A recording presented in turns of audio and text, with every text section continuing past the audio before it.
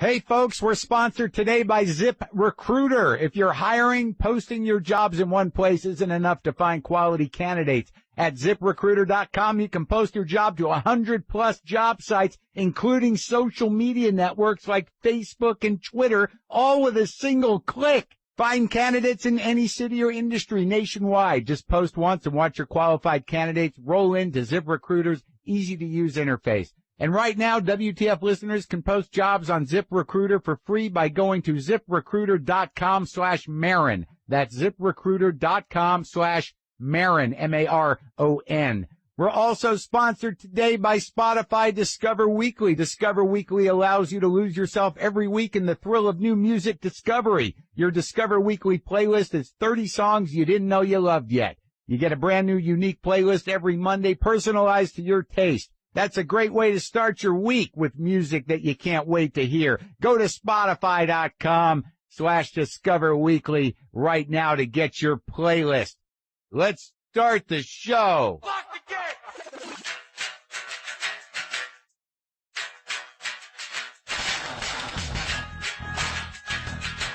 All right, let's do this. How are you, what the fuckers, what the fuck buddies, what the fucksters, what the fuckineers? What the fuck Tuckians? What's happening? How's everything going? Welcome to the show. I'm Marc Maron. This is my podcast, WTF. My guest today, this is actually kind of an old style WTF. Old school. I'll explain to you why in a little while. My guest today is André, the very funny, very ballsy, unique André. And it was somewhat of it was a long time coming, folks, this WTF, and not because, he was hard to get quite honestly, it's because he didn't want to do it and I didn't want him to do it. And quite frankly, we had some trouble. We had some problems and, again, this is the way it used to go. This is what the original WTFs sounded like, a lot of them, and it was nice. It was at once a sign of progress on my part, but also a sign of continued progress necessary in a way. Let me do a couple other things, and I'll try to fill you in if you haven't been with us since the beginning. Brian Jones, the guy who makes the cat mugs, made some new ones. All right, they're available. Right now, I believe, today. Is it today? Yeah, they go on sale at 12 noon Eastern, 9 a.m. Pacific. You can go to brianrjones.com to get your hand-thrown ceramic mug by a local artist in Portland. If you live in Portland, he's a local artist. But these are of his creation originally. Again, if you didn't know, these mugs were made exclusively. The original version of them were made exclusively to give to guests on the show as sort of a little piece of unique swag. And now you can have them. And they are not like the original ones. They've evolved. There's been several styles because, Brian Jones is an artist. He's got to make his pots and plates and pictures and things look different. He's got to evolve. So you're looking at some evolved mugs there. So grab those if you want. They sell pretty quickly and they're pretty fancy.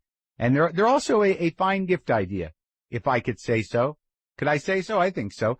Also, before I forget, I'm going to keep it shallow in terms of, looking out at the landscape, but, I'll be in Phoenix, Arizona, August 20th for 2 shows. That's a Saturday at Stand Up Live. And shortly thereafter, I'll be at the Albuquerque Journal Theater, September 3rd for a benefit there for the Endorphin Power Company. It's a rehab sort of halfway house type of facility where they have meetings and do some work, and there's places for people to live that hit the skids of one kind or another. But you can get the links to both of those for tickets at WTFpod.com/tour. Yeah, so that's a little business out of the way. I also want to thank everyone for all the nice feedback about the surprising Roseanne interview. Apparently a lot of you forgot about why you loved her. Like I just got this email. Roseanne, episode 729. Mark, I worked a small theater show back in 1992 with Roseanne and Tom. It was chaos between them backstage and eventually ended with a a tray of fried chicken being thrown down a hallway at Tom and the crew. I'd been under the assumption this whole time that she was just one of those showbiz types that just treated people kind of poorly. After listening to your show today, that logic has shifted. Like all of us, she is only human and has endured some heavy, heavy shit. I was young and cocky and presumptuous, and she had every right to throw that chicken. Well, that was the interesting thing, you know. It's Rosanna has very, you know, a lot of different manifestations, but at the core of it, she's a sensitive and brilliant comedic entertainer that made out pretty well for herself, and she's got other stuff on her mind. I was just happy we were able to really focus on comedy and her career and what makes her great.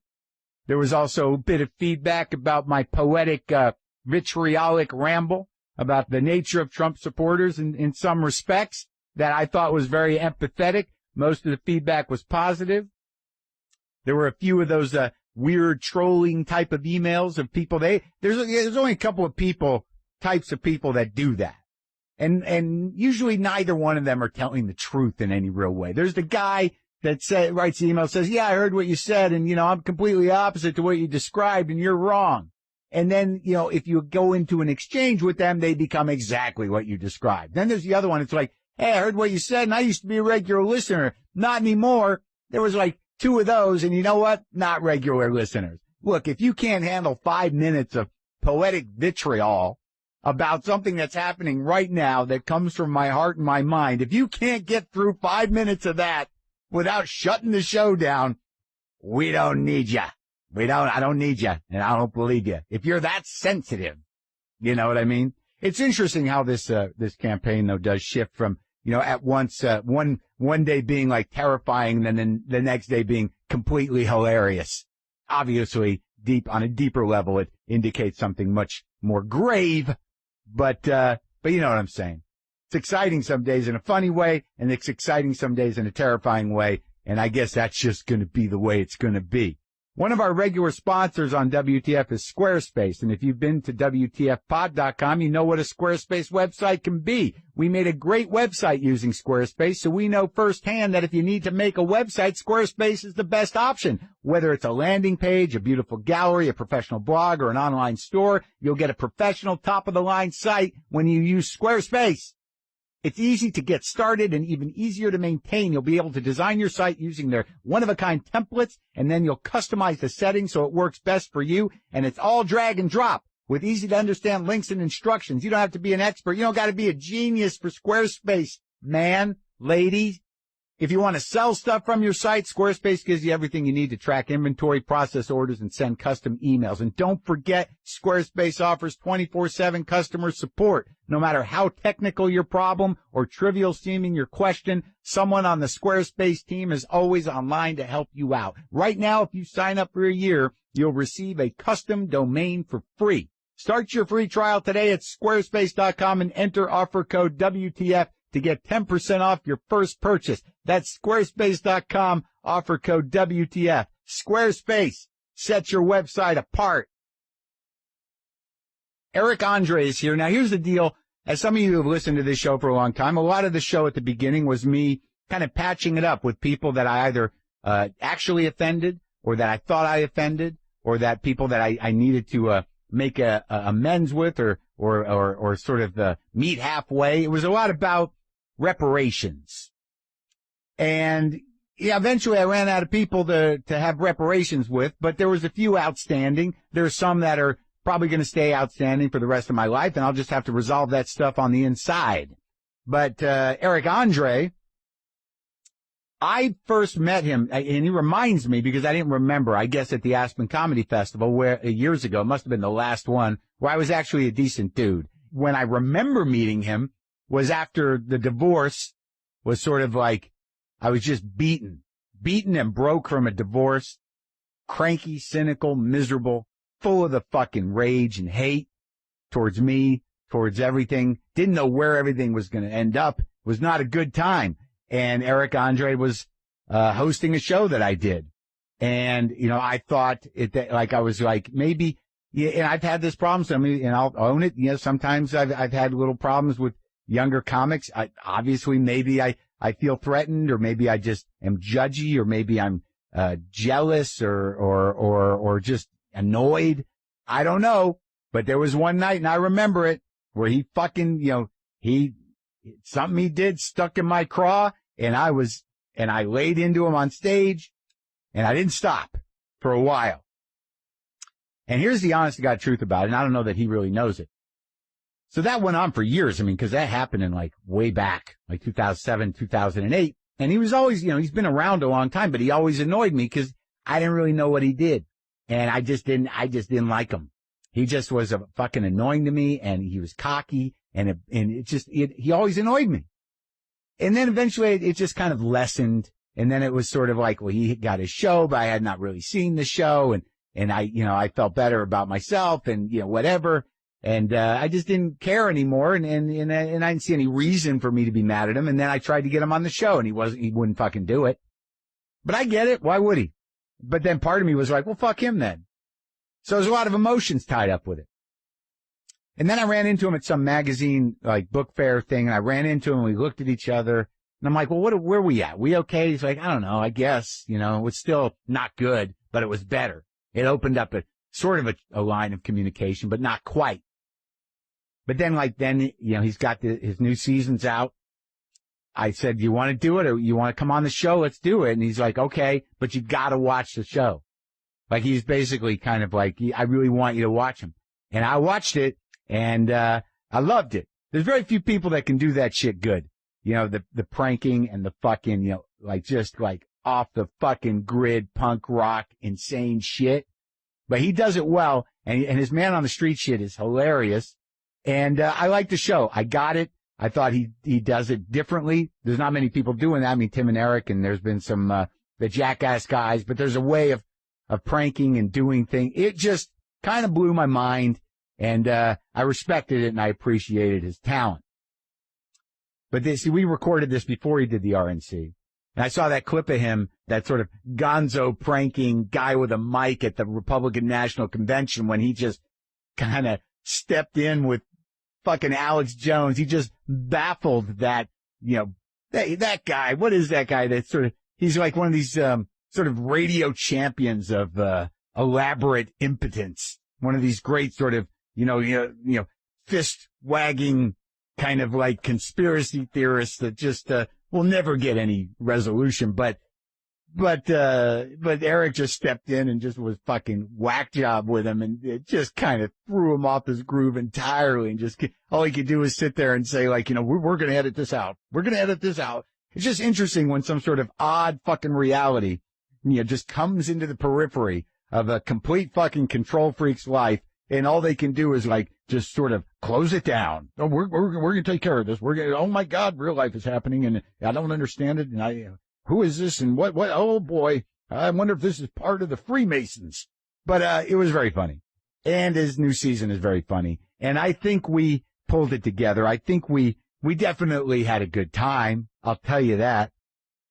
We'll get to that in a second. I do have to tell you that we're sponsored today by Audible. And because you're listening to this podcast, that means you'll love listening to audiobooks on Audible. If you love to read, you can listen to hundreds of thousands of titles on Audible. Like, for instance, I just got on Audible right now.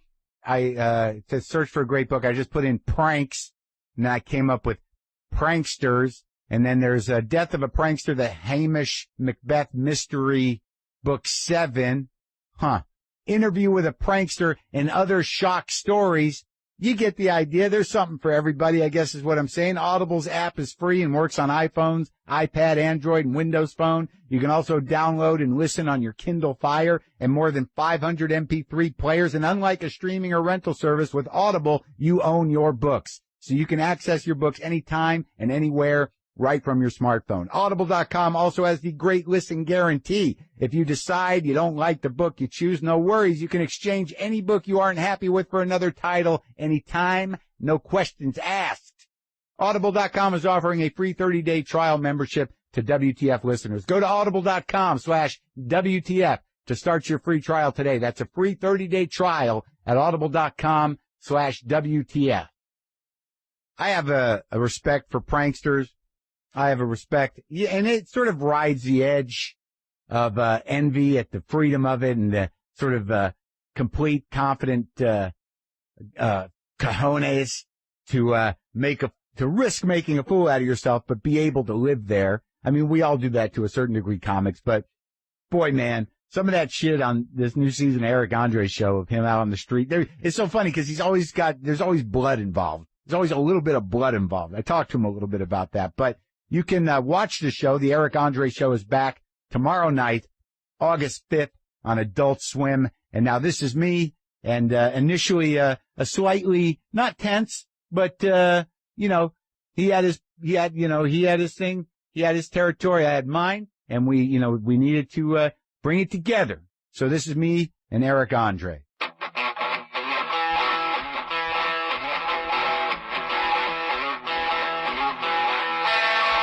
Wait, how long have you been here? When did I piss you off? When did we piss each other off? How long ago was that? I'd say like 5 years ago, maybe. Yeah. So should I tell the story? You want to tell? I know that I was wrong, but I'd like to hear your side of the story. I was hosting a show at the Tiger Lily. At a fucking Hollywood Italian Gulch, restaurant. At Gower Gulch. I don't even think it's an Italian restaurant. It's like a vague, it's almost like an airport Hollywood restaurant. Bar and Grill. Hollywood Bar and Grill, the vaguest restaurant. Yeah. I'm hosting a show. I hate hosting. Hosting is like a miserable position. Right. Like, work the crowd and set up each comic. You can't just dive into your regular set. You got to bring the audience to the show. Right. And it wasn't an easy room ever, really. There's like 3 people in the room, 3 civilians. Everybody else is comedians. And they're eating dinner. They don't even know what the fuck's going on. They just see me. I'm some guy talking into a microphone. Yeah. And I was very stressed. I was a stress ball in those days. I was like, now I meditate and go to therapy. And all you were the new guy in town too, right? I was relatively new in town. And I was like, I fucking hate hosting, but I'll host. And I never get fucked up on stage, but I had that night, I took a Xanax and drank some wine. Oh, really? Yeah. So I was just loosey-goose, and I was like, I got to host, and I'll just do some crowd work. Yeah. Bring the people to the show. It's like, I wasn't working on my Carnegie Hall special by any stretch of the imagination. For 3 people, it's a 7 p.m. show at an Italian restaurant.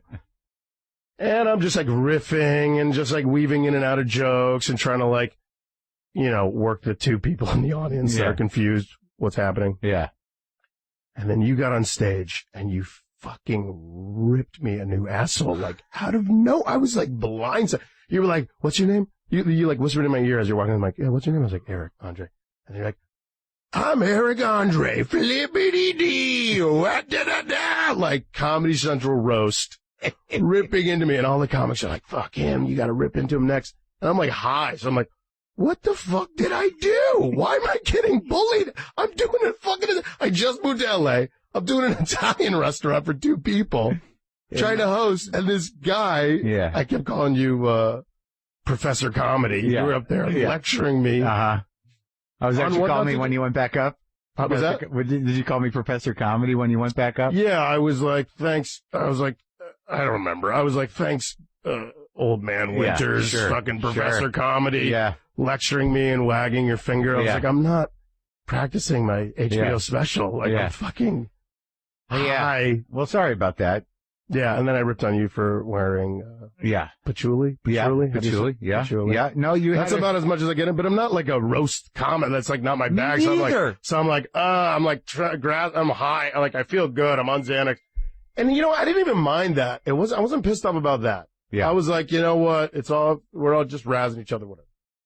I was pissed off because my writing partner came up to me the next day and he was like, hey, did you piss off Marc Maron?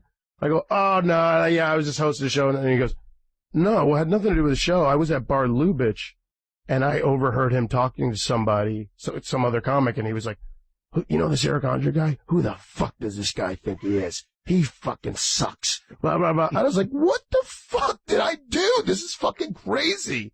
I was like, what do you want from me? So that's when I was pissed off. And I was like, motherfuck this guy, man. Right.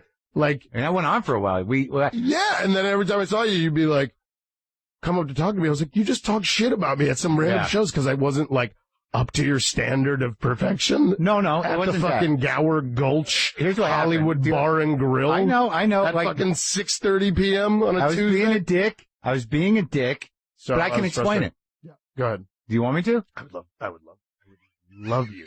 I love nothing more. But do you feel malice towards me now, or are we truly cool, or is this going to, No, we should work it out? I think you got over, I think you were, I didn't take it, eventually I didn't take it too personally. I think you were dealing with my own problem. With your own problem. In hindsight, I was like, he might be a man who's dealing with his own problems. Then I heard how many other people you were having problems, similar problems with you.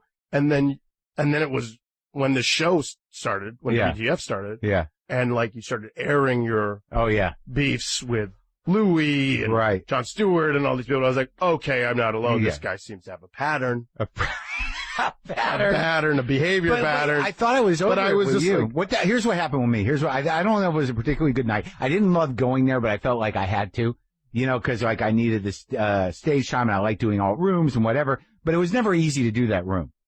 And it's like 3 people. I know. But I'm crazy. So when I saw you up there, having done comedy in San Francisco for a couple of years, I sort of knew that riff style, and I just felt like you were over performing for the situation. Yeah. And I thought like, well, that's a fairly ungracious host just to just deplete the room of all its energy by putting too much energy. Whatever. I'm crazy. Host. I didn't say you were. Host. No, you were terrible. I'm never like, you know what I want to get into? No, hosting. No, you That's weren't. my calling. I thought what I think at the moment what I felt was that you were, and it was wrong given the backstory, that you were just sort of not caring about the hosting and just fucking blowing out the room and then bringing people. I didn't even realize I was. I'm not mad that's how anymore. You perceived it. I'm blowing out the room. I was probably nervous and high, and I'm like grabbing, and I'm new to LA, and I'm grabbing at straws to make hosting work. I don't feel comfortable doing it. Yeah. So my nervous energy is to get loud and like, you know what I mean? Because I'm scared. It's primal fear. I probably thought you were like, I don't know. cocky fuck you guy. No. I'm like a cocky, like Dice Clay kind of guy. No. I'm like, sort of hey, fuck you, man. Not like that, but sort of like, I'm the shit. I'm the new guy. This is what comedy looks like now. That's crazy. I know. I wish I had the confidence. This is what comedy looks like now. 3 people at the fucking Hollywood Bar and Grill at 5 p.m. Yeah. All right. Well, that's fucking crazy. But I really didn't even mind that. It was the aftermath that you're going around to other comedy shows talking shit. It sounded like it was probably the day after. Maybe the day. Yeah, but I didn't know. So my mind leads me to think that you're going around town telling people that I'm shit. So I'm just like, what the fucking. Well, and there was this culture of. There was this snobby, pretentious. The thing that sucks about this hipster generation is this pretentious, eye-rolly, snobby, snarky shit. I don't like it. That comes with it. So there was this just when I started out doing comedy, I did my first year in Boston. Then I moved to New York City. There was this whole group of comedians, and I was like young and naive. I was 20 years old when I started. I was 21 when I moved to New York, and I was like, oh, comedians, they're so smart and funny. It's going to be a fun group of people to hang out with, and have a career with. I'm 20, I was a kid. So I was like, and then I was so bummed out when I first moved to New York. I was like, they're so mean. And not all of them, but like, there was enough mean, curmudgeon, pretentious, wet noodle handshake, like no eye contact handshake. The club guys or the alt guys? Both full force. Full force. And the alt guys, it was even more of a shock. I was like, I thought you're supposed to be the counter to this, to what you perceive as the jocks. You're acting like more of the jocks than the jocks. Yeah. And we were all nerds in fucking high school. We all got beat up. Like, why don't we come together on that? Why is everybody being a high school cliquey dick? Yeah. So it was not only that you would have roasted me at the Hollywood Bar and Grill, but also that you were talking shit about me at other shows. And then I was surrounded by this culture of snobbery and clickiness and eye-rolly shit. It was just like, it was so hard. Plus, I was just going through my own insanity, just moving to L.A. Yeah, so I was just like, what the fuck did I do? Nothing. I apologized, and I felt, and it bothered me for a long time because, like, I didn't know really what to do. And there was one point where I reached out to you to talk, and you're like, no. I mean, like, you didn't even respond to me. Why would you? I understand. And then I think we had a break in the tension a year or so ago at that comic book place. At the book fair. I saw you with some dude, But like, I just wanted it to be over because I knew that it had made an impression, and I knew that I had, like, it was just me being a dumb old cranky bastard, being judgmental. And I knew you were good and you were funny and you were doing interesting things, but you annoyed me. What am I going to do? What? That's never happened to you before? No, but if I'm annoyed by a comic, I wouldn't go on after him and be like, hey, fuck that last guy, right? Unless he was saying something so offensive. Unless he was like in blackface and like passing out, neo-Nazi literature after the show. And you're right. You stomach so many horrid comics when you come, especially like you started out in Boston too, right? I did. I did actually. There were lunatics in Boston when I started in Boston. Well, let's go back. Let me just finish this. I think what it was, it hit a trigger with me only because having been in San Francisco and having, sort of known Warren Thomas and Greg Proops and probably guys you don't even know, that there was this type of like improvising that, when it was done really well, it's great to watch, but I just thought like, what is he doing up there? Yeah. It was like that. Yeah. Like he's just doing that, like, ooh, look at this, a mic stand. I got it on my head now. Right. And there's no substance, and there's no writing. It's just like a trick. Flailing around. Right. Yeah. And which is fine. I don't like either. I would have probably watched my set, and I'd be like, yeah, that was shit. I'm on a Xanax.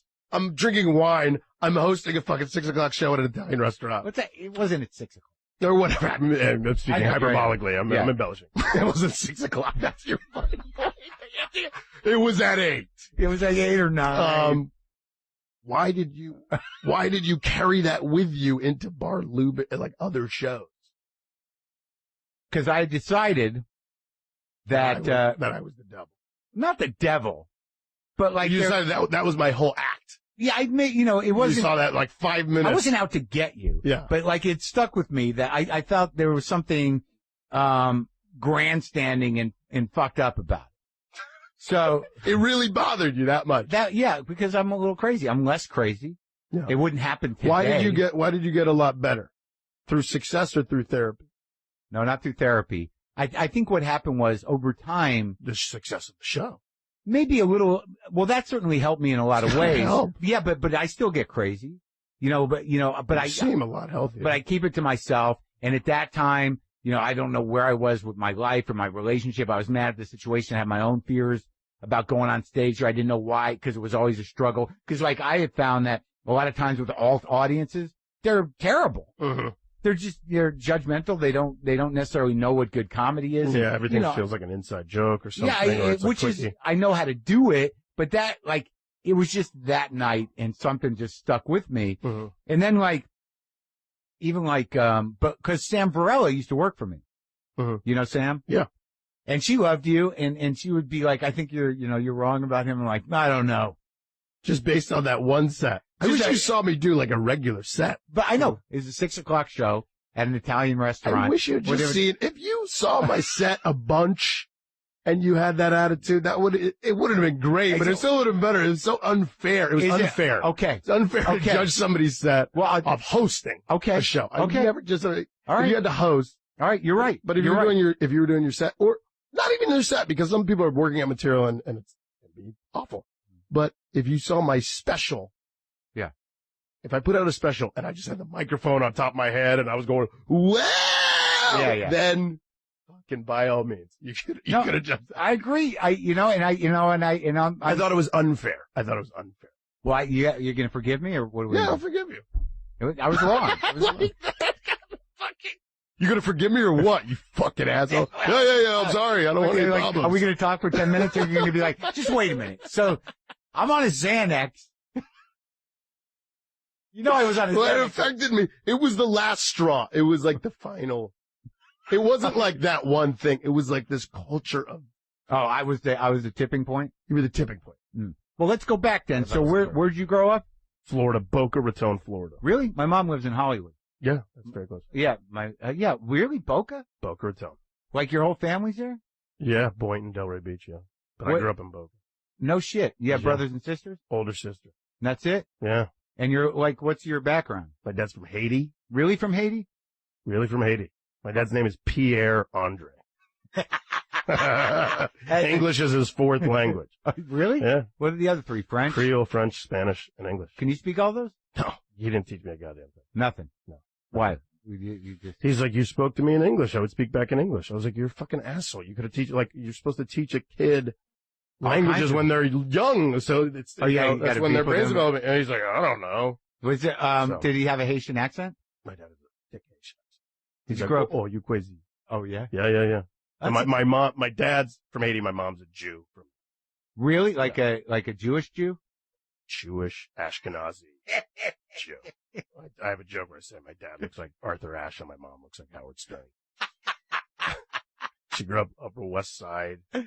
Yeah. In like the 40s. Yeah. Before there were suburbs and highways. So it was like working class families in Manhattan. And she lived in Manhattan, Bronx, Jersey. Really? And yeah. So you have Jewish grandparents? Jewish grandparents. Where are they, in Jersey? Are they around? Oh, no, they're dead. Yeah, everybody's dead. Everyone's dead? No, mom and dad are alive. Okay. But like, my grandma died, when I was 18. My grandpa died. But, like, Florida's nuts, man. Sucks.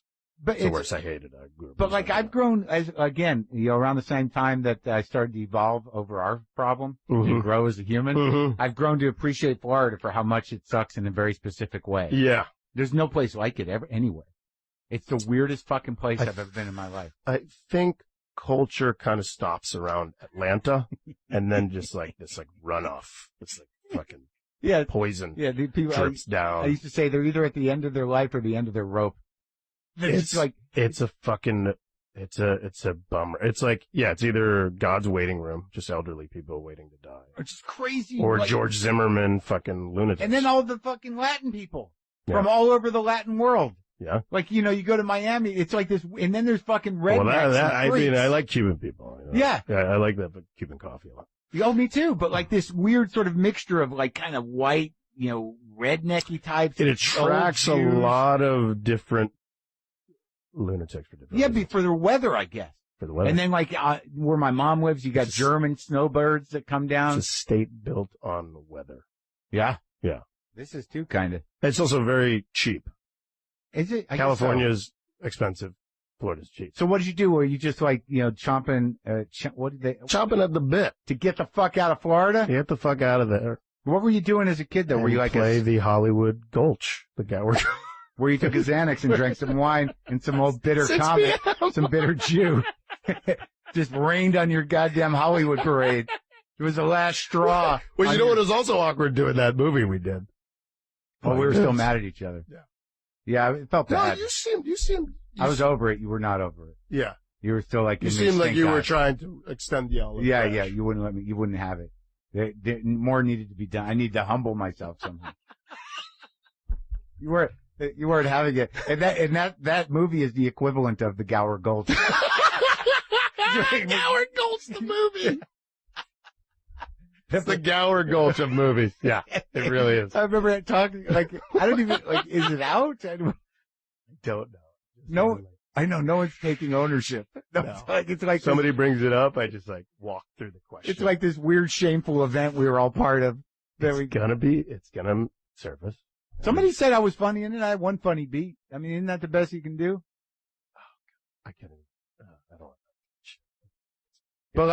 But like I was trying to figure out, because I watched a couple episodes of the new season, which I like, and I like for specific reasons that we'll get to. I'm surprised that you like it. Dude, I have a very open mind.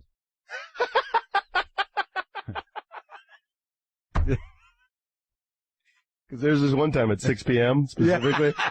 My mind closed. Your mind closed. I'd had enough. Mine was closed for business. But it wasn't cool. No, but like, what were you doing? What kind of kid were you? Were you a skateboard kid? Were you like getting your ass kicked? Were you a smart kid? I was a problem. I was, I got good grades. I got straight A's, but I was always acting out in class, very hyper. Like, I would get straight A's for my grades, and then I would get straight F's in conduct. Those were getting attention. So oh, really? Acting out to get girls' attention. Sure. And, like, make my friends laugh and class clown and stuff like that. Like just like riffing on the desk and stuff? riffing on the desk. I'd take the microphone stand and put it on my head and do a lot of like San Francisco style improv. No, I was just fucking hyper. Yeah. And were you clinically hyper? Did you need medicine? No, none of that shit. But were you like? But you got straight A's, so your parents were cool with you, but you were still kind of a problem, or what? Yeah, I was a problem in middle school and high school, but it just like I would just get in trouble a lot in class. But I was in public school. Yeah. But I was in gifted, so I was a nerd. Right. So I sucked at sports, and I couldn't skateboard or do anything cool. I was kind of like awkward and nerdy. Really? And, yeah. I looked like Steve Urkel from like first grade to all through college. Yeah. And like, you know, once I started passing puberty, I'm a Jew, so my nose was like twice the size of my head, and my ears, like I look like the cartoons that Hitler would draw, the Nazis would draw, like except with an afro. Yeah, except with an afro. And then I went to this really shitty, bad, racist school in 9th grade that was kind of like that John Singleton movie, Higher Learning, but in like real life, because I was in the pre-IB program. It's called International Baccalaureate Program. It was like the nerds of the nerds, like the gifted kids would be in this. What was your particular college prep kind of program? What was your particular gift? Well, I got out of that school. I was in that school for a year. But were you math or were you what? I was good at math, but I went into an magnet arts program the next year. Because that school was so bad, and I wasn't doing that well, and the teachers were miserable, and the administration was racist, and the kids were racist against each other. It was very segregated. White kids and black kids just hated each other. And I got like rocks thrown on my head. It was so miserable there. God. And then in 10th grade, I got accepted to this Magnets Arts High School. Yeah. For cello and upright bass, and then it was like night and day. It was like fame. Everybody was like super. There were no jocks. Everyone was super nice. Not a lot of racism, and I met the first gay person. You know what I mean? Like the first kids that come out of the closet the earliest. I met there and stuff like that. So I really had both ends of the spectrum. Had you been playing music your whole life? I've been playing music my whole life. I was playing piano since I was 5. Really? And, yeah. I don't play anymore. Really? I have a use, and then I went to Berklee College of Music in Boston. Get the fuck out of here. Yeah, for upright bass, and I have a useless music degree. You went to Berklee for the whole time? Yeah, whole time for upright bass. And you can play like jazz bass? Yeah, that's what I studied. But you can also play with a bow? With a bow, arco, yeah. And you can read music? Yeah. And you just decided to do this other bullshit with your life? Comedy. Well, when I entered college, But like, were you a prodigy? I wasn't like Charles Mingus or something. I could play, but I wasn't like... Right. I always got bored. I would always cheat on different instruments. I would always, I was like, I'd be really into the drums for 2 years. Then I'd be like, and then I'd like play tuba in 6th grade. And then I played tuba? I played tuba, Your parents drum. Had to rent you a tuba? I had to rent a tuba. An old rusty fucking sludgy tuba. Where the fuck do you play tuba? Were you in the marching band? I was just in the band. We didn't march. We just sat around. Yeah. Tuba's fun. But you always gravitated towards bass. Nah. Yeah, maybe I did. You like the low end. I guess, but now if I could do it again, I'd do trumpet or like saxophone or something. I don't know, but I like piano. Piano's the whole range. Drums, there's no pitch. That's right. I wanted to like chip away at a little bit at everything. I like guitar too. I wanted to chip away at a little bit of everything so I could kind of understand. You know what I just got into just yesterday? That's what's amazing about the world we live in. I've been buying records again, you know? Just fucking got my mind blown by Roland Kirk. Holy yeah, he's awesome. Shit. He can circular breathe too. Circular breathe, but the flute album before he added Rashawn Roland Kirk to his name. Oh no, I don't know. There's like just it's all jazz flute. Oh yeah. He's like circular breathing, but he's like he's mumbling and yeah. He's like a virtuoso. But like the flute, like I never really like took it in. I mean, like I grew up with having to listen to Jethro Tull at different points in my life. Yeah. But I never knew the flute could fucking be such a big dick instrument. Like, no, you should listen to Eric Dolphy. That's what someone else said. Yeah. Eric Dolphy. Get an album called Out to Lunch. Are you a jazz guy? Yeah, that's what I studied. I was like a big jazz dork. But it's fucking dead, man. It's dead. It's not, man. Don't tell Kamasi dead, Washington. Baby. Did you get the Kamasi Washington record? No, I don't know the new guys. I just listen to like stuff. His first record called Epic is 3 records. He means fucking business. I gotta listen to it. You gotta look at him to know it. Yeah. Okay. It's great. Yeah. Yeah, dude. He's the guy that plays. He was on the Kendrick Lamar record, the big one. Oh, He did some of the. Yeah, I gotta check him out. I'm friends with Thundercat, who helped produce that. Yeah, he's a fucking monster yeah, he's a bass player. Monster bass I went player. to see Kamasi over here at the whatever thing. Mm-hmm. What's it called? The arena named after a camera, something. Nokia. Nokia Center. Isn't that a camera? Yes. Sorry, I'm not good at the San Francisco riff thing. Yeah, he's Let at me the put camera. this microphone on my head. There you go. But Thundercat. Was that a thing in San Francisco? Ooh. The riffing. What was it? Give me like a little taste. It was like Robin There was Williams. not a lot of substance. It was just like. No. It was just an improv. It was just really just fast-paced improv. You know, it was like what created Robin Williams style. That sort of like. And you resented Robin Williams. No, I didn't resent Robin Williams. What it really struck, the chord it struck with me was Warren Thomas, who's passed. And there was no way. Is Warren Thomas, did he die? Yes. Am I thinking he's an older black guy? Yeah, he's not that. He didn't die that old, but he died. From HIV, right? Yeah. Yeah. I met him like the last week he was alive. Right. I met him, and then they were like, "Hey, you know that guy you met last week? He died." I said, "What the fuck?" But I didn't know him that well. Right. Well, it was like he was one of the inventors. Him and Steve. And you hated him. No, I loved him. Oh, you did? Yeah. So I thought you were hacking him. Oh, I see. Yeah. So you love those? You love Proops and Warren Thomas? Sure. But you saw me. I was like, this guy's just doing them, and they were already doing somebody else. They were doing Steve Pearl. Like I know the history. I know the history. Steve Pearl, I don't know. Well, no one knows Steve Pearl. Who's Steve Pearl? Steve Pearl was this genius improvising comic in San Francisco in the late 70s at the Holy City Zoo, and he was like just this monster stream of consciousness guy, and all those other guys, Robin and they tried to emulate him, but they didn't quite. No, you had to have that mind. They sort of took it a different place. No, I think Proops has that mind. I actually met you before the Gower Gulch. Now that I'm thinking about it, we met at the Aspen Comedy Festival in 2007. Holy and shit! You hosted an alt thing. No, I don't even think it was an alt thing. It was just like, oh my God. You hosted, and the comic that went on right before me was like having a really hard time, and then you were like, I remember. And you were like, hey, you want me to, he was like having a panic attack, and then Yeah. you were like, hey, you want me to, do a few minutes and get them back? And I was like, yeah, and you seemed very cordial. Yeah, I remember. We had a civil, it was totally civil. Our first meeting was very civil. Yeah. I asked you about the first, I was like, when's the first time you did comedy? And you were like, 83 in Boston. I was like, oh, I went to school in Boston. But it was very civil. Was it 83? Wow, you're right. I think that's what you said. Holy shit. Yeah. Right, because who was that guy who went on there? He was all sweating and who was Poor, he's a nice guy. I don't want to talk too much shit about him. No. Which one was it though? So I can remember. He's a very, very successful guy now. What's his name? John Mulaney. Oh yeah. I remember. Yeah, I felt bad because he went on and he had a panic, and I've had panic attacks on television. But it was an altitude thing. It was an altitude thing. Yeah, he had to have the oxygen mask. Yeah, It's horrible. It's horrible. Yeah. He had. I remember that. See, I liked you then, and I didn't remember you. Yeah, you're very sweet. Yeah. But I think you were married then. Yes, that was the end of it. And I think I met your wife, Mishna.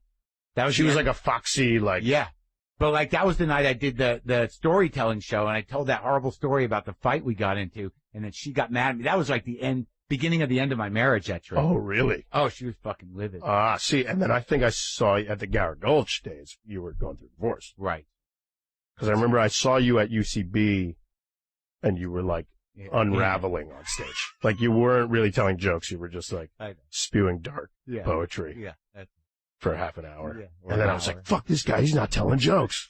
Where's the microphone? Put the microphone stand on his head ASAP. No, but it was like dark. It was dark. You were in a dark place. Yes. You were brooding. Yes. Bad. Yeah. You were like Edgar Allan Poe on stage. I didn't know how to process it. All I had was the Raven. But why don't you think therapy? You don't think therapy helps?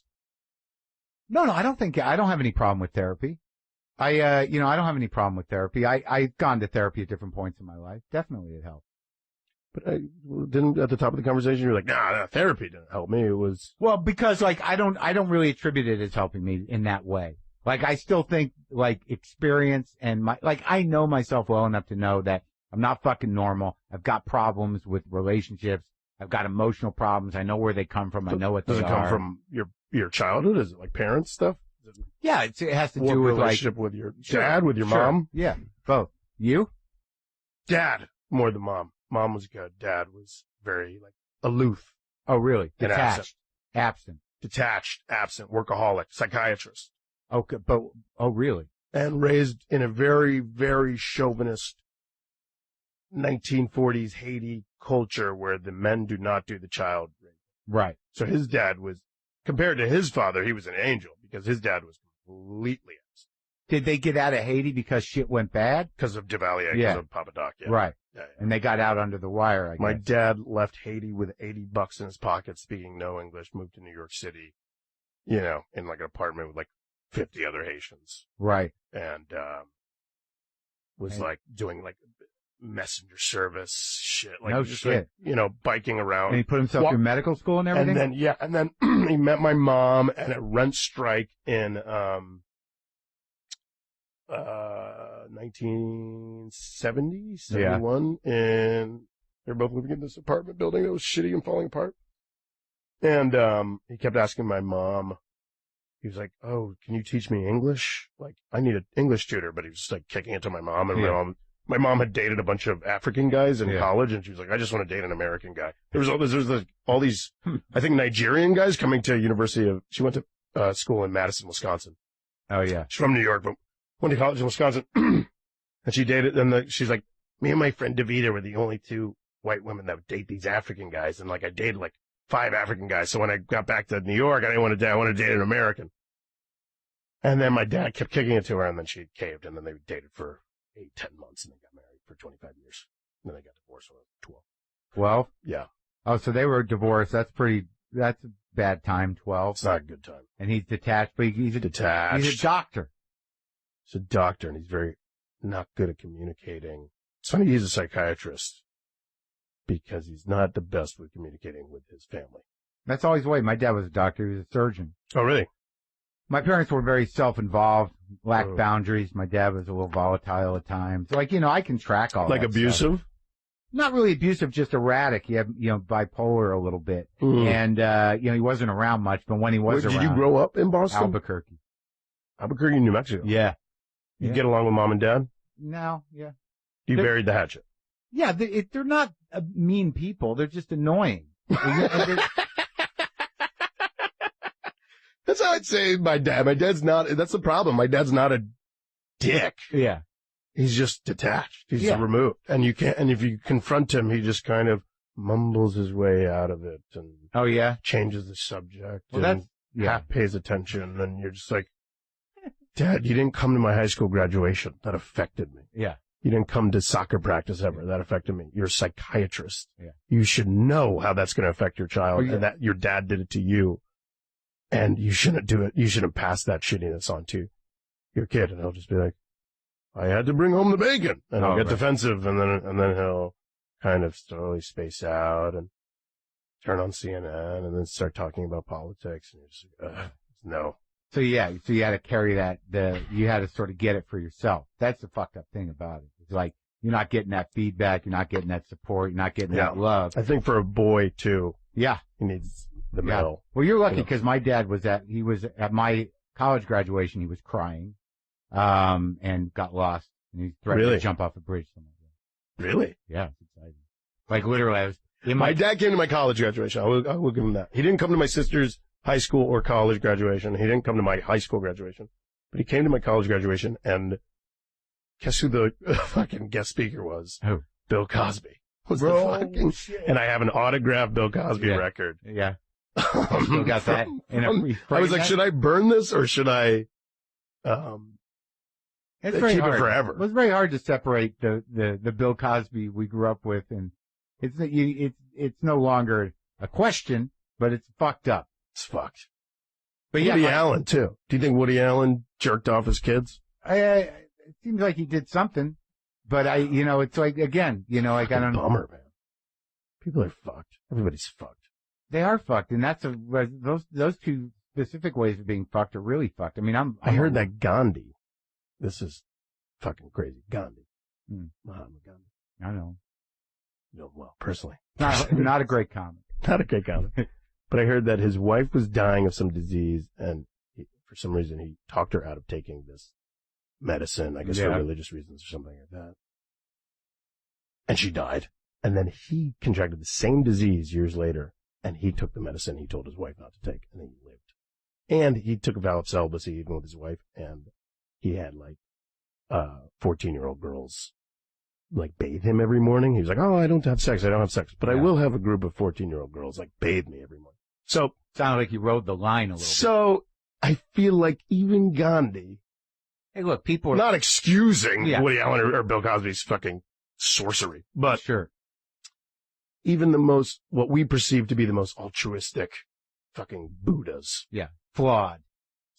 Morally flawed. It's a bummer. So how do you go from fucking bass playing to comedy? When I first got to college, Napster came out and everybody had a CD burner in their laptop, and the music industry disintegrated.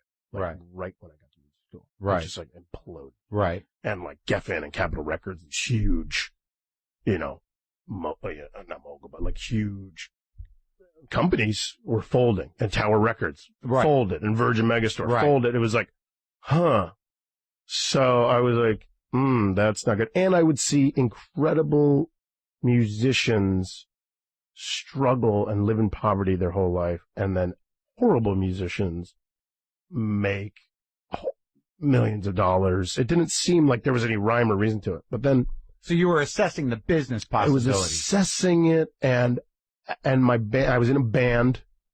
Jazz? No, it was Frank Zappa, everything kind of music. It was Beastie Boys, Frank Zappa. How they do a little bit of everything. You punk, Zappa fan? Huge Zappa fan. Love Zappa.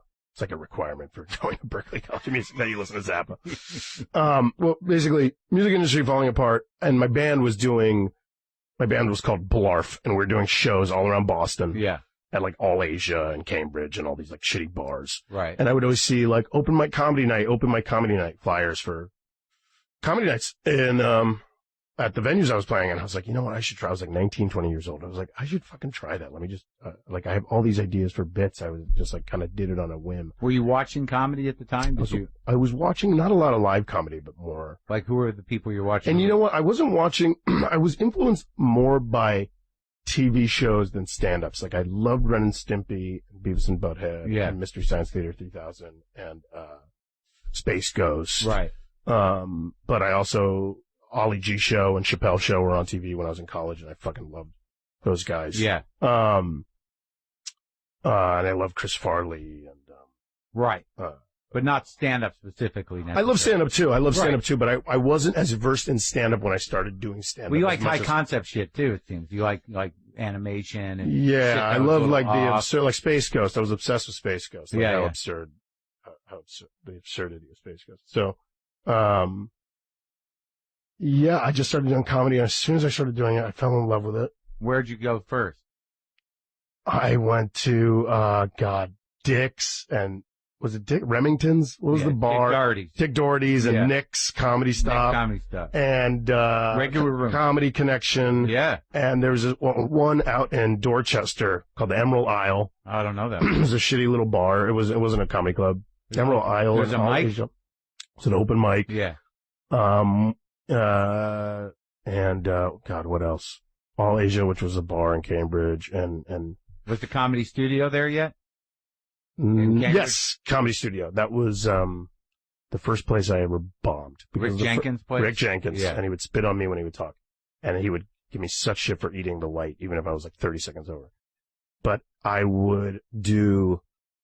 It was the first time I bombed, because it was the first 4 times I did stand-up comedy, I invited all my friends. You know what I mean? I was 20. So I was oh, you gotta come. And of course, you're not gonna bomb when 40 of your friends are there. Yeah! That Comedy Studio was the first time I didn't invite my friends. And I went up with the same confidence and swagger, and I just fucking ate shit so bad. And I was I remember going into fight or flight response, and all the light was really bright. I couldn't see anything. It was in this void cloud, and I was holy shit. It was traumatic. Yeah. And it's all alone up there in front of people. It's being, it's when the swimming instructor throws you in the pool to learn how to swim when you're a little kid, and you drown for those first 30 seconds. You're literally can't breathe. It's that's what it felt like. And it felt like that for the next 10 years doing stand up. I was just fucking traumatized and terrified. But I realized that comedy, it feels like it pays off much more than music.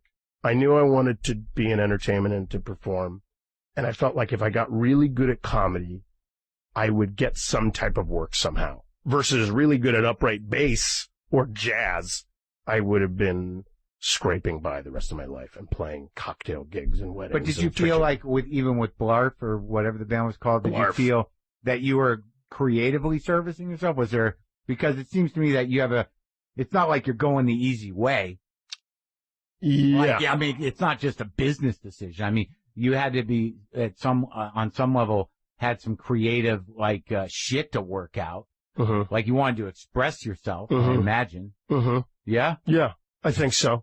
I feel like a little bit of what performers have, what I have, is like that feeling where you don't really feel like you fit in everywhere, so you want to perform to express yourself so people understand you and love you, right. kind of thing. So you can find yourself. Yeah. Like this is my territory here. Right. This is what I do. Because growing up in Florida, it was so segregated and racist and anti-Semitic and anti-Haitian. People hated. There was this influx of Haitians coming in the 90s, and everybody fucking hated Haitians, and being called a Haitian was an insult, and I'd be like, fuck you, I'm Haitian, and people would be like, oh, you're not like the Haitians I know. Right, yeah. I'd be like, fuck you, you know what I mean? So, like... Outsider. I felt like... Yeah. Blah, blah, blah. It's every comedian's plight. I don't want to be like... No, but I mean, but it makes sense, because I like the idea of that, because I don't know if I ever got into it to be an entertainer. I really kind of wanted to find my voice. I think there's that, too. I don't think it was so academic, like, I want to get into entertainment. I wasn't like, I was just like, I think that urge was inside me. I had to do something. Well, what was it? Where were you working? Were you making any money doing stand-up, or were you working jobs? No, I was broke. So that was in college, and then I went to New York the next year, and I was doing stand-up every night, and just... Where, just open mics? Open mics, and just like bringer shows, and passing out flyers in the snow for 5 minutes of comedy. Right. For like 5 minutes of unpaid work at Ha, and just all the miserable. It's fucking miserable. Yeah. So. But you were in it. You were committed. I was committed, and I was just working awful jobs, temping. I worked at a doggy daycare place and got fired immediately. I got sick all the time and bit by all the dogs.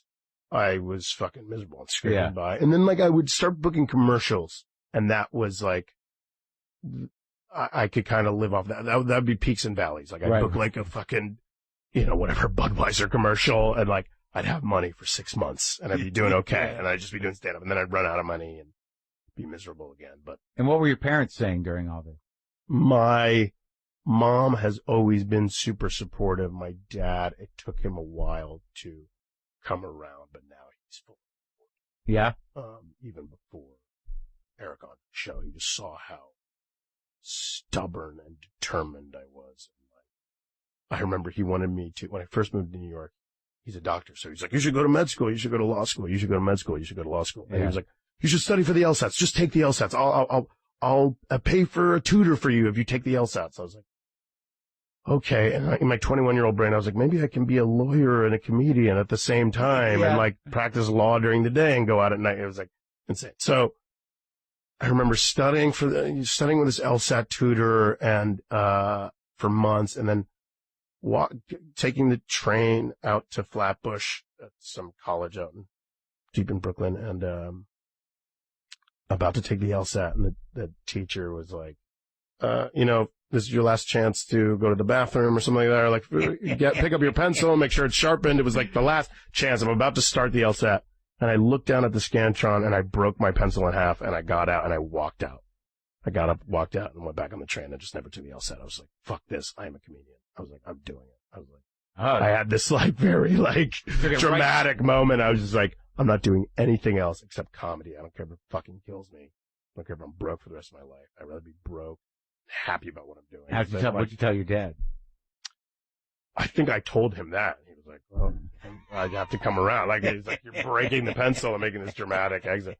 Everyone else in the room's like, what's happening?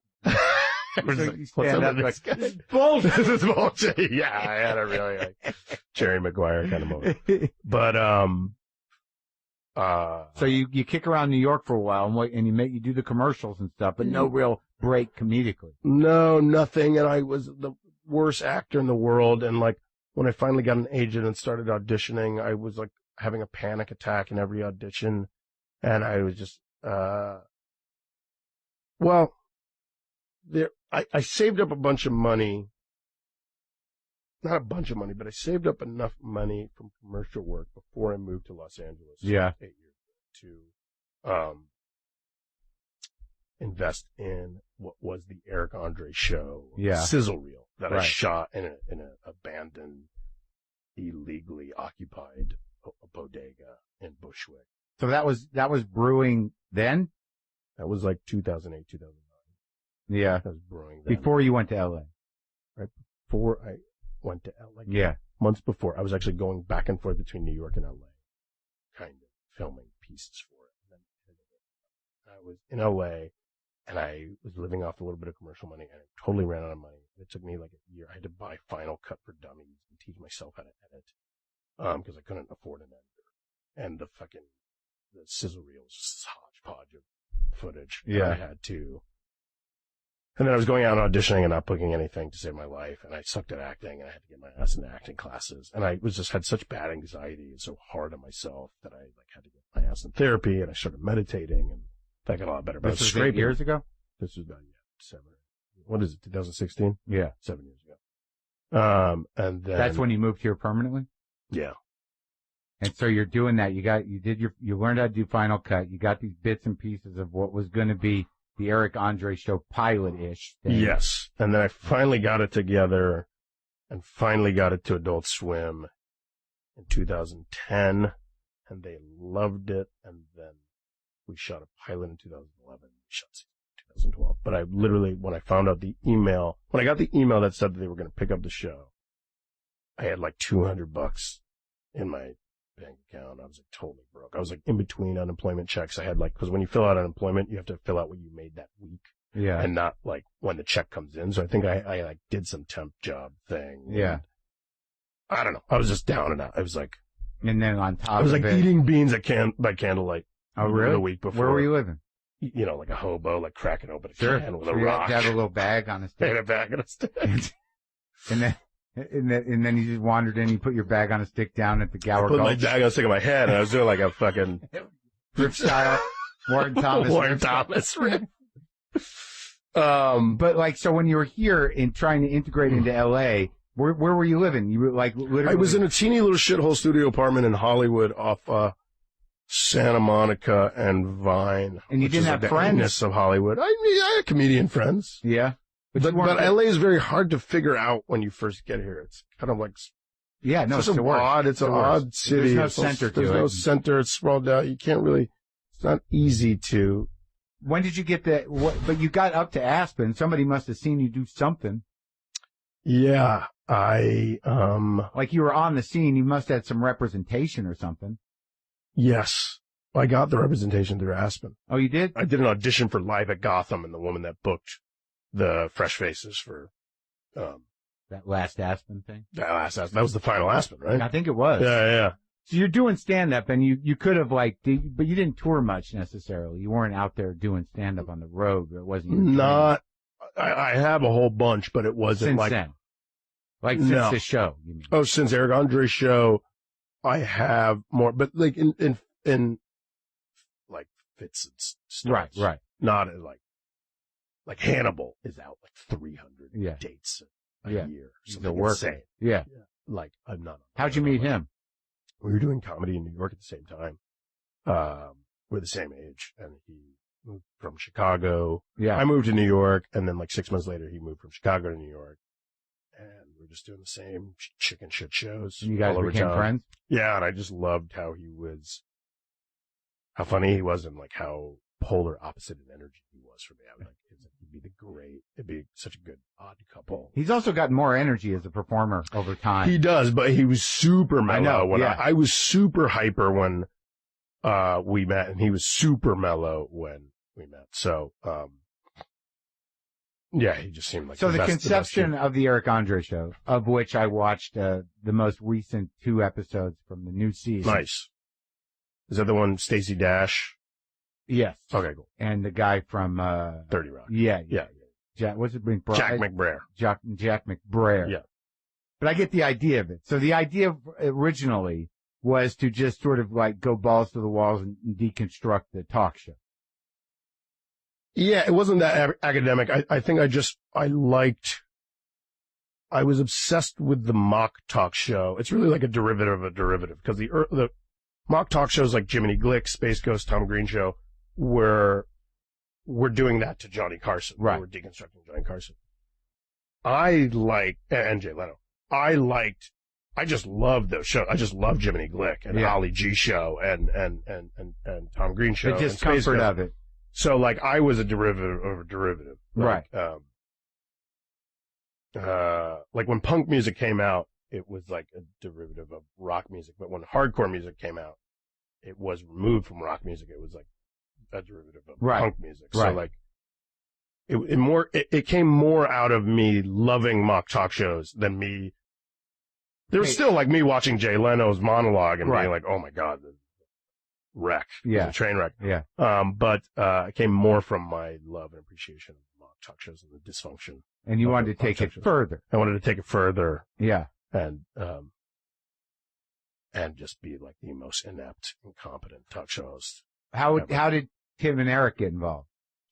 We were looking for a production company, and did you like their shit? Yeah, I loved Tim and Eric. Awesome show. I thought it was the first live action show on Adult Swim. They were like forced to do cartoons because it was Cartoon Network, and then when they started doing live action, I was like, oh my God, thank God. It was so cathartic to watch, and Tim and Eric was so funny, and they had this like absurd silliness that was like so refreshing. So they were looking to expand their company, and like, we were looking for a production company, and we're just like, these guys are the perfect fit. They'll have the crew that gets this kind of. They get the timing of it. They get it. Yeah. Yeah. They're not like hands-on EPs on it, but like the crew that they have assembled, we share, and they are the perfect people for the job. They understand the sensibility. Yeah, because you don't want to crew up with people. It's such an uphill battle if you're crewing up with people that don't understand the sensibility of such a specific kind of thing. Yeah. Like, it's tough. Well, I fucking liked it. Thanks, man. I was really worried. I think that's why I was trying to send you as much as possible, because I was like, I hope he sees that there's a mind to it, and it's not just me with a microphone stand on my. No, man. I like Tim and Eric too. I can't explain why, but I know they occupy their own universe, and that what they're riffing on is multi-layered, and there's a lot of different tiers to it in terms of format and just timing and pacing, and you know, kind of like goo and things like there's always a lot of food being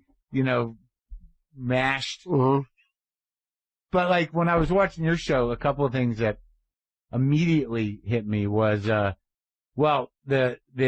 violence of the comedy, not violent actions, but like when something happens on your show, it's like, yes! Yeah. You're like, what the fuck? Yeah. Like, the pacing of it is like, you're just waiting for like, God! Yeah. I like it. I like jarring. That. But I also like the fact that for some reason, most of the time you have blood coming from something. It's a bloody show. No, but it's just like you're on the street. Even when you don't have a bone sticking out of your leg. Yeah. There's just a trickle of blood on your head. Oh, yeah. For like, it gets a good reaction. I'll tell you that. Blood helps. But it's just like you don't acknowledge it. It's not like too much blood. There's just blood. Yeah, we were going for more of like this like dystopian theme this season. Yeah. To differentiate between this season and the other season. So like, we just wanted it more like Eraserhead, Lynchian kind of really? vibe this season. The other seasons aren't like that? The other seasons have an element of that, but they like the season before I permed my hair like Cat Williams, and I was more like up and swinging, and they had like a kind of a tropical aesthetic on the set. So we just wanted the polar opposite this season, and we wanted to make it very gray and gloomy and broken, and then nothing's that permanent. Yes, the impermanence of all things. So when it was and the monologue there's no real monologue structure. Yeah, it's just the bare essentials of staging. Yes, yeah. That imply any sort of there's a monologue. Yeah. That's why this season I grew out my nails, and I didn't wear deodorant the whole season, and I didn't go out in the sun. I fucking love the opening bit with that one where you're just being thrown around on a line. Yeah. That was fun. Yeah. Yeah. And but it's one of those situations where do those guests, like, what's her name, Stacey Dash. Stacey Dash from Fox News. Yes. And Jack, did they have any idea what they were walking? No idea. Zero idea what they were walking into. So great. Jack. But they signed releases before they went on? Yeah, we get the releases before. We've never had a guest. We've had people we pranked in the street pull a release, but we've never had a guest pull a release. We had one guest. We had 2 guests walk out. We've had only one guest that was like screaming at us and didn't want us to air it, but they didn't ask for the release back, which is weird. So, did you air it? Oh yeah, that was last year. That was Lauren Conrad. This year, T.I. walked out, but he walked out, but he wasn't like Lauren Conrad. He walked out he was like, you know what? I've had enough. And he was very polite and we were cool afterwards. The rapper? Yeah. Yeah. He walked out because he was like, I've seen enough male nudity for one day. He's like, I'm at my cap. And we cut it out. I was kind of making fun of Jesus and I was making fun of pimps and stuff like that. Uh-huh. Like, so I think he hit his. But the segment. He had a polite walkout. So we had one polite walkout and we were cool afterwards. I was like, hey, I'm just being a fucking nut job. He's like, fine. And then, I could tell he was like, all right. Yeah. But Lauren Conrad was like, fuck your agent was like, fuck. Yeah. I drew a swastika on my face during the interview and they were trying to like use that as leverage. The little lady was like, I had family members die in the Holocaust. I was like, I had family members die in the Holocaust. I was like, I'm black and Jewish. Hannibal is black as night. My director's Japanese and Jewish, and my producer's name is Joshua Cohen. We're not exactly the Aryan nation. Don't act like we're a bunch of neo-Nazis harassing Lauren Conrad, who's the waspiest person in the fucking world. So, like, but she didn't even walk out because of that. They were just using that as leverage. She walked out because I barfed on the desk and, like, slurped it back up, and she didn't appreciate that. Yeah. But I was also being nuts, and I had a chainsaw, and I was being nuts. But I don't want to spoil any of it, but it's weird because are they 12 minutes apiece? Each episode, yeah. Quarter hour, yeah. It's enough. Yeah, it's a punk song. You want it to be short. You don't want Minor Threat to play a half an hour song. Well, they're not Emerson, Lake and Palmer. Well, that's what I said to my producer. I said, the effect of it is it's almost like, in a way, that punk aesthetic of really, because you do like kind of stick it up. You do speak a certain amount of truth to power, and there is a sort of anarchy to it. But it's almost going further than Jackass, because Jackass seemed like some sort of initially like, what kind of boys club bullshit is it? But then you realize, like, oh, these guys don't give a fuck. Yeah. And they're just gonna, go for it. Yeah. That you do that, but it's a little angrier. There's a little less. Yeah, I think that those guys are the master of physical comedy. Right. Those kind of like high stakes stunts. Where they're fucking sharks in the ocean and alligators and like. But they're really getting hurt, they're really getting hurt. And it's also about their like party ensemble. Yeah. I think that I've taken elements that I like and can actually do because I don't have the balls that those guys have. I never fuck with a wild animal. Yeah, but that fucking thing on the train with the Chinese food. I can fuck with human beings, but I wouldn't fuck with animals. Because I know how to bob and weave with a human being. I don't know how to bob and weave with a silverback gorilla. That thing on the train was funny. How many, like 2 or 3 dudes who just went at you, just sort of like hit you? We're pissed. They're upset. And it was like the hottest day of the summer, so it's like boiling in the if you're in New York, you're like, what is this shit? This ain't real. When it gets hot in New York, your fucking tolerance for bullshit goes way down. And the Sprite guy, that was funny. And McBride, I'm surprised he wasn't angry after. He was like, I didn't know it was a prank show. No, he was not. He was just like, we cut it out in the middle of the interview because we shoot each one of those interviews for like an hour and a half. Right. And we whittle it down to like 3 minutes. Right. So in the middle of it, like, oh, this is a prank show. He didn't burp. I added that. I embellished that. Who was that other woman? I didn't know her. Was she a singer or Abby Lee Miller. Yeah. Who she's a dance mom. She's a reality show. Oh, God. She knew nothing. I mean, she showed up and walked up to my first AD and went, so what is this, like a cartoon? Or is it, before she walks to the stage, she was just in like the hallway. You shoot them here? We shoot them in Burbank. We shoot the street stuff in New York. Right. And we shoot the studio stuff in LA. Right. But, yeah, I think she's in jail for embezzlement right now. Oh, no. Yeah, she was laundering money. She was having people from Australia send her like Ziploc bags of like $100,000 She has some crazy. It was so funny how she kept trying to manage her charm through it all. Yeah, she was grabbing. It smells like she had some type of media training. Like, when shit goes south, just smile, find your camera, and smile at it. She was really struggling. And the whole presence of Hannibal, I always like that kind of shit where it's like the guy, like, what is he really doing? And sometimes he's just standing there. He's the most dysfunctional. Yeah, just standing and looming. Every once in a while chiming in. Do what he does? Or just let it, yeah. Cause like, riff it, the whole thing? He's best when he's just, off the cuff riffing. Yeah. I'll send him the script. I don't know if he's reading it. Right. He reads like the bare minimum, but like it's better that way. It's just better if he's just like in the moment and just being himself. And that Stacy chick, she that was fucking hilarious. That was fun. The reaction that she had to the fake picture of Obama in the bathtub. Like where she was like, "Oh, what? Like she was hot and bothered. She had no idea she was going to see a big old dick. No, she was going to see the president's dick, the president's fake dick. What was she like afterward?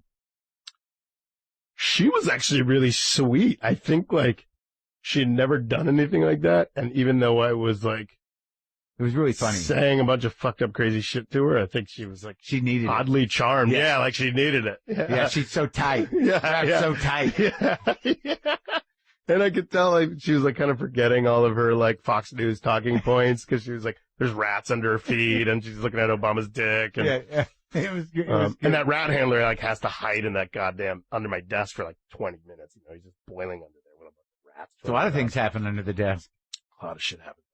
Or we've even tickled the guest's taint. We had Jimmy Kimmel on. We tickled his taint under the chair. We had a PA under his What'd chair. he do?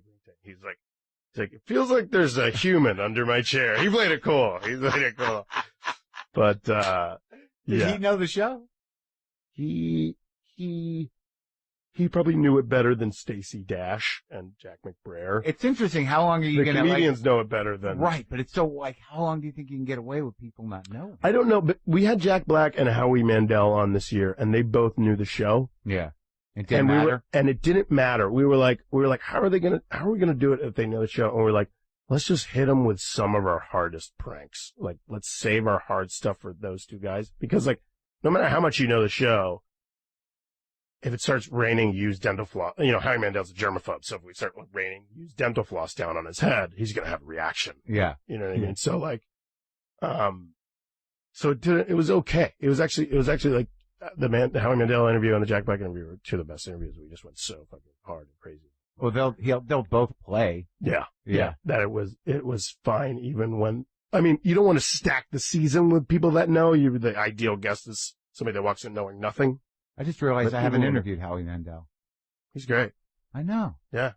Interview his ass. I get pitched people now, and I'm like, let's try that. Let's talk to them. Yeah. But then also, I just had Billy Crystal on for the first time. Yeah. Which was, how was that? It was great.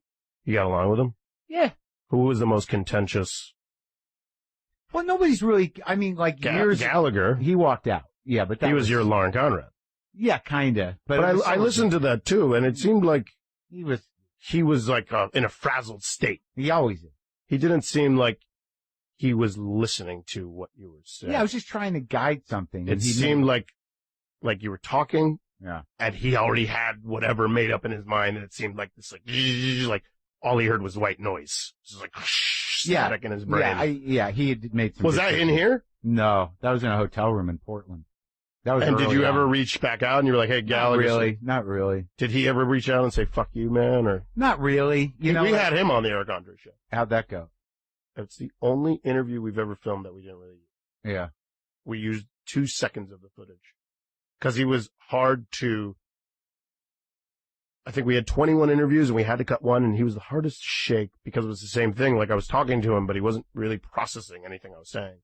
So how do you prank somebody like that or have any type of semblance of anything? Well, yeah, the weird thing about him is I'm always pretty respectful unless somebody really is fucking pushing at me, and he deserves his place, and he was a big deal. He's a real comic. He did the work. He did 10 specials. I was willing to do that, but it just got a little away from me, and I didn't respect him that much. And that was before I was able to respect people, even if I didn't like them. But contentious. It doesn't really get contentious. What happens is sometimes people come in here and they don't know what it is. So they expect questions. And I got nothing. Mm-hmm. I don't write, I'm banking on a conversation happening. Right. And if that doesn't happen, then it's sort of like, so it's not contentious. It's like, to keep at it until something opens where you're kind of like, they're engaged and then hold that somehow. That's what I'm looking for. So it's not usually contentious, but sometimes it's a little like, what are we doing? Where are you at? What do we got? Why don't you get like a neo-Nazi in here or somebody? It's because it's primarily a creative person show. Like a really creative neo-Nazi. I guess I could do that, like get Jim Goad or somebody. Yeah. He's not really a neo-Nazi, but he's definitely on the margin. But he's like a woman beating, white supremacist. Kinda, yeah, right. Wasn't he in jail for beating his wife, like within an inch of her life or something? Jim Goad, the writer? The writer, yeah. I don't know, the again. Vice magazine contributing. Yeah, before that, he did a thing called Answer Me. There are these 3 magazines he did. Yeah, he went to jail for like beating his wife within an inch of her life. Again, we can't verify that, and you don't exactly know. So no, I would do that. I mean, I wasn't there, but I think like I went down a wormhole of like researching the case, and that's what I came back with. I think like I do better with people that. I'm just talking about everybody. I'm just accusing people of beating their wives. Just willy-nilly. No, but I heard Jim Goad. Are you all right? You got a girlfriend? No. I just, I don't know. In therapy? You're going to therapy? Going to therapy. And that's okay? Yeah. You got medicine? No, I'll take a Xanax on a bad day, but not permanent. Weed? Weed a little bit. I hated weed for a long time, and I just got back into it. Yeah. I got a weed card. I was like, you know what? I lived in LA for 8 years. Let me see what this weed card business is all about. It's interesting. I'll take like a little puff before bed and take a bath in Epsom salt. Really? And I'll listen to like Willie Nelson or something. No kidding. And then take, Is that true? Yeah. Take a bath in Epsom salt? Take like an Epsom salt bath. Where'd you learn that? I don't know. From CBS. Yeah, your riffing's not as strong as you used to be. I gotta get this mic on top of my fucking head. What am I, in a bathtub with Epsom salt listening to Willie Nelson music? You should have more speed to him. Well, those are my Gulch days. Yeah, I'm glad it worked out for you, man. I like the new show, and I like you, and I hope we're okay. Yes, we're okay. All right, thanks.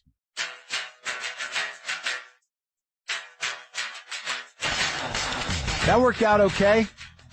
That worked out. I was very, I like the guy. I mean, usually isn't that the case when you have these dumb beefs with somebody that rubbed you the wrong way? When you finally kind of get around to spend some time, you kind of have fun together and you like the guy, and he's a bright guy. He's a funny guy, very talented. Listen to me. What am I? His show's funny. Watch it. It's tomorrow night. Starts, August 5th on Adult Swim. And don't forget to use Spotify Discover Weekly to get new music that you'll love.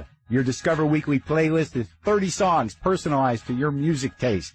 It's the perfect way to kick off your week. Go to Spotify.com/Discover Weekly now to get your new music playlist every Monday. That's Spotify.com/Discover Weekly. Go to WTFpod.com/tour to check out my upcoming dates. You can go to the merch to get some posters or T-shirts, whatnot. Yeah, you can do all that. All right? I'm gonna play my Telecaster.